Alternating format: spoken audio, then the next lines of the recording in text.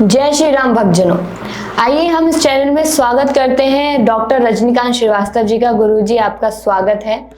तो गुरुजी हमारे भक्तजनों को बताइए कि हनुमान जी की कृपा से कैसे टूटते संबंध एवं जो विवाह है उसे रोका जा सकता है।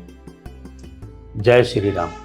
देखो, इन्होंने बहुत अच्छा सवाल किया है। कलयुग की एक बहुत बड़ी कॉमन समस्या बनती जा रही है संबंधों का टूटना। सबसे पहले दिक्कत ये आ रही है कि शादी ब्याह जो टूट रही है, विवाह होने के बाद टूट जा रही है, वो बहुत गलत हो रही है। कोर्ट कचहरी केस मुकदमे भी चल रहे हैं, ये भी गलत है। कई बार सगाई होकर टूट जा रही है, कई बार रिलेशन बन के और सारे चीज़ें फिक्स होके फिर टूट जा रही है। इस तरह की कॉमन केसेस ज़्यादा आ रही हैं। अब इसको गौर से देखा जाए कि ऐसा क्यों हो रहा है। देखिए, मैं माना कि कलयुग में पाप जो है प्रकाष्ठा पे होती है, लेकिन फिर भी क्या देखेंगे कि जन्म कुंडली में जिसके सप्तम भाव में मंगल हो या मंगली दोष हो, एक पार्टनर मंगली हो एक पार्टनर मंगली न हो, तो इस तरह की समस्या ज़्यादा आती है। या शुक्र बाधित हो, शुक्र प्यार का और स्नेह का कारक ग्रह है, यदि जन्म कुंडली में शुक्र बाधित हो तो भी ये प्रॉब्लम्स आती हैं। ये एस्ट्रोलॉजर लोग समझेंगे, आम आदमी शायद नहीं समझे।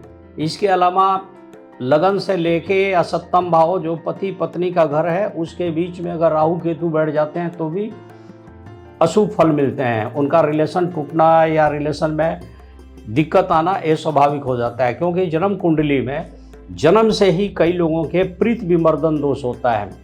कई बार संबंध विच्छेदन योग होता है या संबंध बाधित योग होता है। किसी किसी के सातवें भाव में सूर्य बैठा होता है, सूर्य रिश्ते को जला देता है। कई बार बृहस्पति नीच होने के कारण भी इसका कुप्रभाव पड़ता है।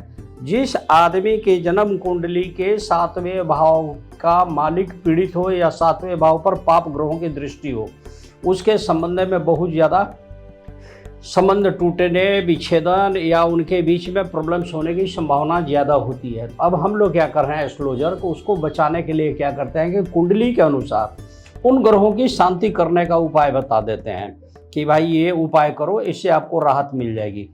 इसके अलावा हनुमान जी कलयुग के सरकार हैं और कलयुग में संकट मोचक वही हैं। हनुमान जी का सहारा ले लेते हैं तो जन्म कुंडली में चाहे कोई भी दोष हो, चाहे किधर से भी दोष हो, हनुमान जी उसको सही कर देते हैं। अब सपोज कि किसी के जन्म कुंडली में पितृ दोष है, पितृ ग्रहण दोष है, पितृ ऋण है, गुरु चंडाल दोष है या अंगारक दोष है, केस मुकदमा का डर है, केंद्रुम दोष है या कई तरह की अन्य दोष है, जिसकी वजह से उनके संबंध विच्छेदन के चांसेस ज़्यादा बनते हैं।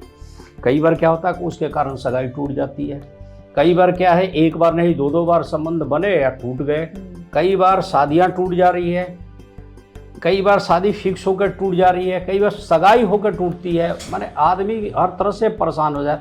तो हम लोग क्या करते हैं कि सारे पूजा पाठ जितने भी हैं ये करा के फिर उनको हनुमान जी के कुछ ऐसे उपाय बताते हैं कि हनुमान जी की कृपा उनके ऊपर बरसने लगती है और संबंध उनके बच जाते हैं और टूटते टूटते संबंध बचते हैं और उसके बाद ज़िंदगी सही हो जाती है।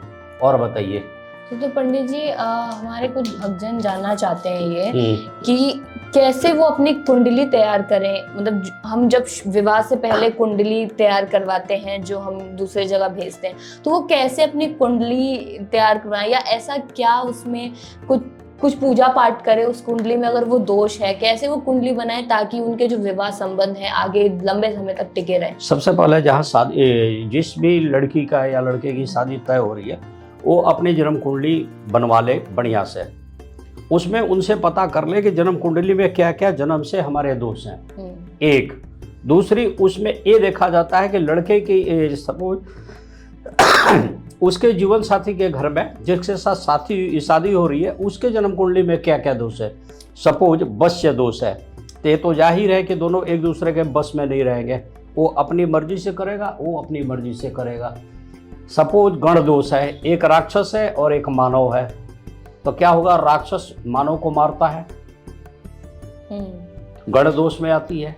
एक मंगली है एक नन मंगली है, तो ये पंडित जी बताएंगे, ज्योतिषाचार्य बताएंगे, जो भी एक्सपर्ट हैं जिनसे दिखा है। अब कुंडली को पूरी मैच कराने के बाद फिर देखा जाता है शुक्र की पोजीशन, चंद्रमा की पोजीशन, चंद्रमा मन का कारक है, उसकी क्या पोजीशन है, फिर उन ग्रहों की शांति कराई जाती है और फिर उसके बाद ज्ञानवेद पंडित हनुमान जी के उपाय बताते हैं कि इस उपाय को आप करो तो आपकी ये शादी टिक जाएगी, आपको लाइफ में कभी भी दिक्कत नहीं होगी। क्योंकि हनुमान जी कलयुग में संकट मोचक हैं। और हनुमान जी की जो आदमी पूजा करता है, सुंदरकांड पढ़ता है, हनुमान चालीसा पढ़ता है, या जन्म कुंडली के हिसाब से हनुमान जी की पूजा पाठ जो भी सही है वो करता है, तो उसके ऊपर उसका कुप्रभाव नहीं पड़ता है, ये देखा गया है।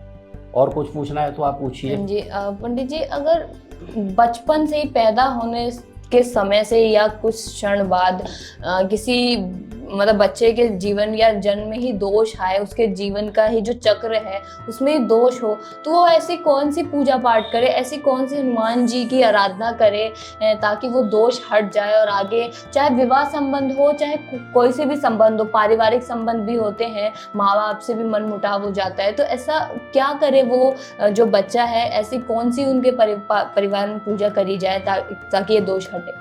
देखिए मैं बताऊं, सपोज मान लीजिए कि जन्म से किसी आदमी का मंगल जो है नीच का है, या मंगल पीड़ित है अंगारक दोष से, राहु से, केतु से, या शनि के साथ जी। तो हम लोग एस्ट्रोलॉजर को ये तो पता होता है कि इससे ये लाइफ में ये दिखते आएंगे। तो पूछ के, अब जैसे मंगल की शांति करानी है, पूरी इंडिया में मंगलनाथ का मंदिर उज्जैन में है, वहाँ मंगल की जाके शांति कराई जा सकती है। और भी जगह हो जाते हैं शांत, लेकिन ज़्यादा हम लोग अच्छा मानते हैं मंगलनाथ के मंदिर उज्जैन में जाके करा देना। तो वहाँ शांति कराने से उस ग्रहों का निगेटिव ऊर्जा 0 लेवल पर आ जाती है। ख़त्म तो कभी भी नहीं हो सकता है, जो भगवान ने बना दी वो ख़त्म नहीं होती, लेकिन वो 0 लेवल पर आके उसकी निगेटिव ऊर्जा रहती है, और उससे क्या होगा कि लाइफ आप स्मूथली निकाल सकते हैं। आप उसकी शांति करा दिए। उनका जो भी दान पुण्य करना है, भजन से, कीर्तन से, दक्षिणा दे के, ये सारी चीज़ें आपको अडॉप्ट करना पड़ेगा, और उसकी निगेटिव ऊर्जा 0 लेवल पर आ जाएगी। अब हनुमान जी से मान लीजिए कि किसी की शादी होकर टूट जाए, खासकर तब जब बच्चे हो जाए, तो उस परिवार की हालत आप सोचिए कि उन लोगों पर क्या गुजर रही है, माने बहुत बड़ी विकट स्थिति आती है। तो ऐसी स्थिति में बेहतर ये है कि बाद में कोई प्रॉब्लम्स ना हो, उस जड़ से ही उस बीमारी को 0 लेवल पर कर दिया जाए।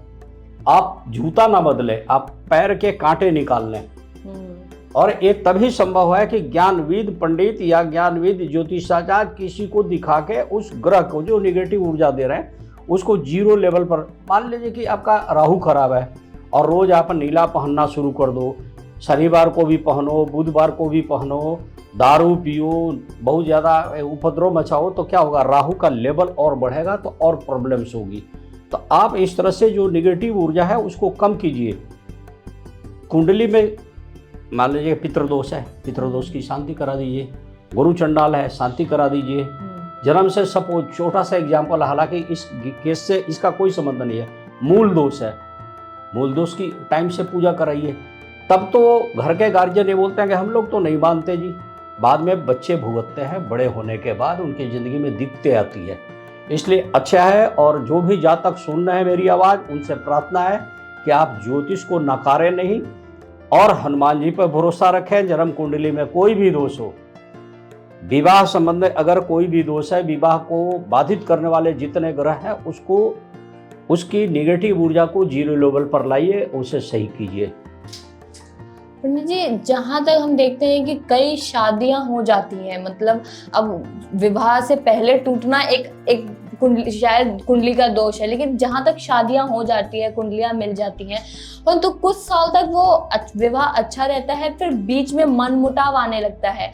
तो उस मन मुटाव को दूर करने के लिए क्या करना चाहिए कि झगड़े लड़ाई पति पत्नी आपस में ही एक दूसरे से बैर रखते हैं एज अ दुश्मन की तरह, तो उससे कैसे हम वो विशेषकर उनका क्या होता है कि मान लीजिए कि शुक्र अस्त होने लगा या शुक्र ग्रह की स्थिति ही ऐसी बनती है, तो उनका प्यार इसलिए कन्वर्ट हो जाता है, वो खत्म हो जाती है। या किसी की ग्रह की, अशुभ ग्रह की महादशा आ गई, अंतरदशा आ गई, या गोचर में उसकी दृष्टि पड़ने लगी, तो ऐसे फल मिलने शुरू हो जाते हैं। तो उसका उपाय कीजिए तो ठीक हो जाएगा।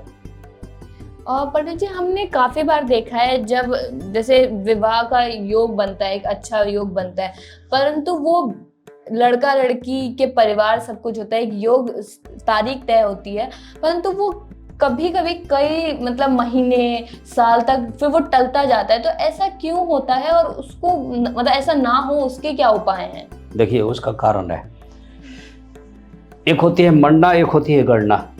अच्छा। और उसमें चलता है गुरु बृहस्पति जब तक लगन में न आए या उनकी दृष्टि लगन पे राशि पे न पड़े तब तक कन्या की विवाह नहीं होती है।